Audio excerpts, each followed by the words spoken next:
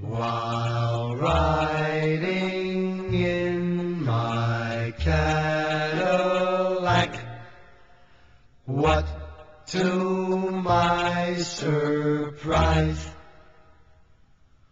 a little Nash Rambler was following me about 1/3 my size. The guy must have wanted to pass me out, as he kept on tooting his horn. I'll show him that a Cadillac is not a car to scorn. Beep, beep, beep, beep. His horn went beep, beep, beep.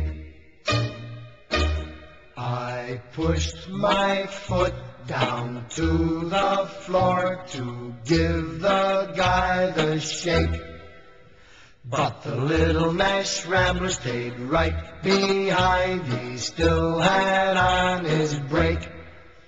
He must have thought his car had more guts as he kept on tooting his horn. I'll show him that a Cadillac is not a car to scorn. Beep, beep, beep, beep. His horn went beep, beep, beep.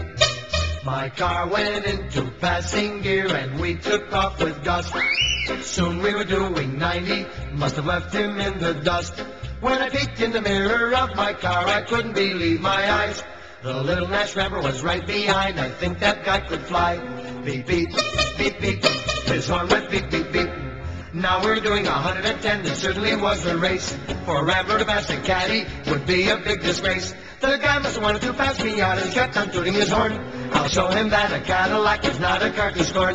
Beep, beep, beep, beep. His horn went beep, beep, beep. Now we're doing 120 as fast as I could go. The Rambler pulled alongside of me as if we're going slow. The fella rolled down his window and yelled for me to hear, "Hey buddy, how can I get this car?"